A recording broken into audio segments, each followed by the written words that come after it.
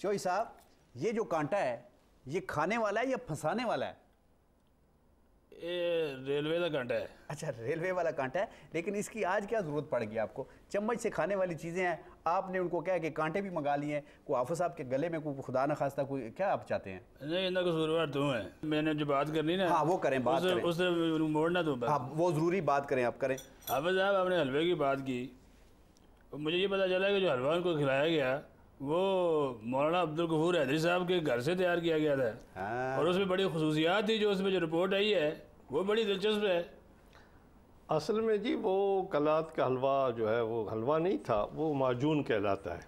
अच्छा, तो वो माजून था, और वो इस वक्त चूँकि तवानाई की ज़रूरत होती है सियासतदान को, अरकान पार्लियामेंट को, और फिर चांद देखने के लिए तो यकीनन बसरी और दिमागी सलाहियतों की भी ज़रूरत होती है।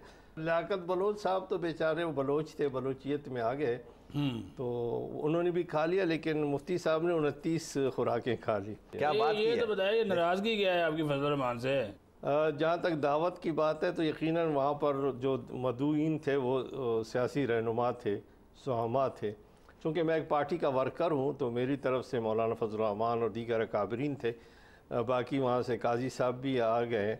तो मैं समझता हूँ कि MMA की बहाली की बात हो रही है, तो जिन उमूर के हवाले से उसको बेहाल किया गया था अब उससे रुजू किया जा रहा है। क्योंकि चौधरी साहब मेरा मौक़िफ़ शुरू में यही था कि MMA को बरकरार रखा जाए। मतलब है मुल्ला मिलिट्री अलाइंस फिर बहाल हो रहे हैं? जी हाँ, मुल्ला मिलिट्री अलाइंस तो बहाल होगा। अच्छा, माशाल्लाह आपके कितने बच्चे हैं? जी मेरे 8 बच्चे हैं। अच्छा अच्छा, इन्होंने तो हमने नहीं किया भाई।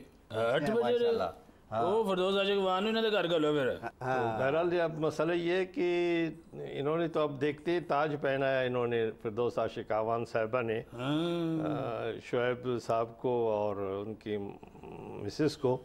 अब देखते हैं कि उस ताज के बरकत से उनका स्कोर कितना होगा। नहीं, वैसे एक ताज इनको भी बनाना चाहिए क्योंकि 8 बच्चे हैं। जी मुझे ताज अगर पहना है तो सोने का ना पहना अच्छा, है। एक और बात जागने का पहना दे। आपको बोले सोने का ना बनाए, जागने का बनाए। वो तो जागते रहते दूसरे हैं। सोने की बात कर रहे हैं। अच्छा, सोने की, जो महंगे वाले सोने की। अच्छा, सोने की। लेकिन आजकल देखें इन्हें फुटबॉल बना दिया है हमारे मौलाना फजल रहमान। यार मैं वही परेशान हूँ कि किसी जमात की तरफ आते नहीं। मैंने इनको बड़ी ऑफर्स की कि मेरी तो पास आ जाए।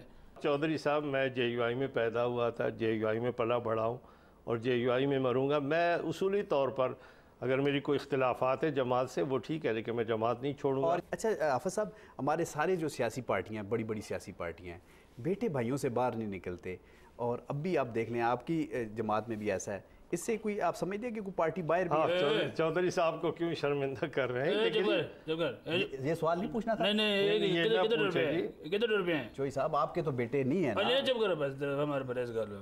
नहीं आप पूछें जी, मेरी बात तो हाफिज़ साहब मैं तो इनसे नहीं उनको उनसे मैंने पहले निक्के परवेज साहब का पूछा है। निक्का परवेज खुश है जी, क्यों तुम बार बार कह रहे हो? निक्का परवेज किधर जाना है? इधर फिर रहा है, जलसे जुलसे कर रहे हैं, और क्या कर रहा है उन्हें? नहीं मैंने कहा कि ये तो एक ट्रेंड बना हुआ है ना विरासत का, जिस तरह आपके यहाँ से भी नहीं निकलती पार्टी। मौलाना फजल रहमान दा भरा होते हैं, दमाद होते हैं, उनका जनाब की गफूर हैदरी, ये भी उनका रीज है। ज़्यादा तुम स्वाति सेनेटर तला है, ये भी तो देखो ना साढ़े वाली विकी जाते हो। साहब ये बात बताए ना, आपको याद है कि हम बैठे थे तो आपने आते ही कहा कि भाई क्या करें? मैंने कहा जी वर्दी कब उतरेगी, बड़े परवेज दा। तो आपने कहा था हाफिज़ साहब चढ़ दो वर्दी दी गल चढ़, वो वर्दी ते मिट्टी पाओ। तो मैंने याद है आपको कहा था कि आपने कहा वर्दी ते मिट्टी पाओ, तो मैंने अर्ज़ किया था कि वो पहले बंदा ते कट दो।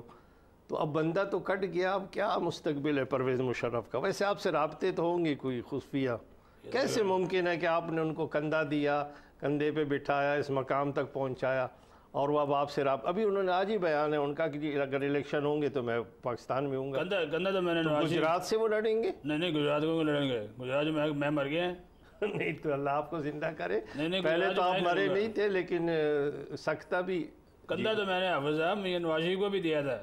अच्छा, वो देखिए हमें बेवफाई करके छोड़ के 10 साल के लिए बाहर चले गए, वो भी तो आप बात है ना। जहाँ तक परवेज़ मुशर्रफ की बात है, यानी आपका काम ही खंदा देना है बेवफाओं को। मैंने तो आपको भी दिया है कंधा, तो मैंने आपको भी दिया था। आप खुद कंधे से नीचे उतर के बेगा कर सकता था। मैं तो इसलिए कह रहा था कि मैं बेवफा। और आपने ऐसी छलांग लगाई कि उसके बाद वापस नहीं। लेकिन एक कंधा तो इन्होंने भी परवेज़ मुशर्रफ को दिया है ना, दिया तरमीम वाला। कह रहा हूँ 17वीं तरमीम इन्होंने करवाई है। वो मेरे भाई बात ये है कि 17वीं तरमीम तो चौधरी साहब ने मौलाना को शीशे में उतारा था। बस उतार तो लेता ना। मैं कह रहा हूँ कि आप भी वज़ीर आज़म बने थे, थोड़ा सा मुझे याद पड़ता है। जय मैं 45 दिन के लिए वज़ीर आज़म बना और मैं मुद्दत पूरी करके उतरा। तारिक जमील साहब ने एक दफ़ा जिक्र शायद किया होगा कि वो चिल्ले के लिए वज़ीर आज़म बने थे, तो आप भी अल्लाह के रास्ते में निकले। तो मौलाना फजल रहमान साहब को जो शेरानी साहब बकौल आपके वज़ीर आज़म बना रहे थे, तो वो 40 दिन के लिए था या कुछ कम अरसे के लिए था? वक्फा लगा भाई, वक्फा वक्फा वक्फा।